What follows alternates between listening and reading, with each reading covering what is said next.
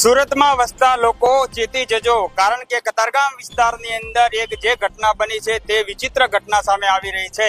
માત્ર 20,000 રૂપિયાનો ચોરીનો મોબાઈલના બહાને 4,000 રૂપિયામાં આપીને ત્યાંથી નીકળી જશો ને અગર પોલીસ તમને પકડી લેશે, પણ પોલીસ તો નહીં પણ તેમને જે મોબાઈલ નહીં પણ કાચ નીકળ્યો છે, જે આપણી પાસે જે છે તે અરજદાર છે અને જે એમની સાથે જે ઘટના બની છે જે આપके साथ क्या हुआ है? मेरे साथ सर, मेरा नाम अरविंद कुमार है। मैं मिर्जापुर यूपी का रहने वाला हूँ। हमारे भाई ने, छोटे भाई ने यहाँ सूरत में 2 महीने से आया था। इसका तबीयत अचानक खराब हो गया है।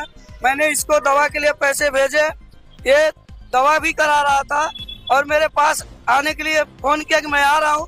आते समय रास्ते में एक तो बहकाए में आके उसने आईफोन दिखा के एक कांच का टुकड़ा 4,000 रुपए का दे दिया, आईफोन दिखा के। मैं यही बोलना चाहते हैं भाई सबको कि आप लोग किसी के बहकाए में ना आए और ऐसे व्यक्ति कहीं भी दिख रहे हैं तो अचानक अपने नजदीकी पुलिस स्टेशन पे खबर करें।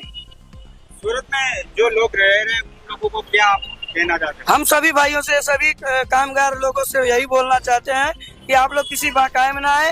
ऐसे लोग कहीं दिख रहे हैं तो तुरंत सूरत कतारगाम पुलिस चौकी पे संपर्क करिए और उसको सजा दिलाइए, वो सजा के हकदार है।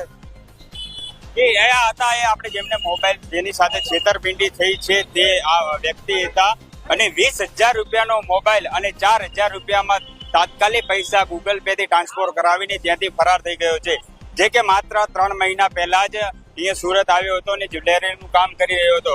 જે આ ઘટના બની છે તે કતારગામ વિસ્તારમાં આસક્તા આશ્રમની જે નીલમ પેટ્રોલ પંપ છે તે વિસ્તારમાં આ ઘટના બની છે અને આવા ગેંગોના લોકો જે છે તે અહીંયા સક્રિય રહેતા હોય છે અને દિવાળીના પાવન પર્વના નિમિત્તે આ મધ્યમ અને ગરીબાર લોકોનો ફાયદો ઉપાડી મજબૂરીનો અને આવી રીતે છિંતરપિંડી કરીને અહીંયાથી ફરાર થઈ જતા હોય છે, જે કે કતારગામ પોલીસ સ્ટેશનની અંદર ટૂંક સમયની અંદર જ અરજદાર અરજી આપીને કતારગામ પોલીસ સ્ટેશનને તપાસ કરી અને આરોપીને વહેલામાં વહેલી તકે પકડે તેવી અરજદાર દ્વારા પણ માંગ કરવામાં આવી રહી છે।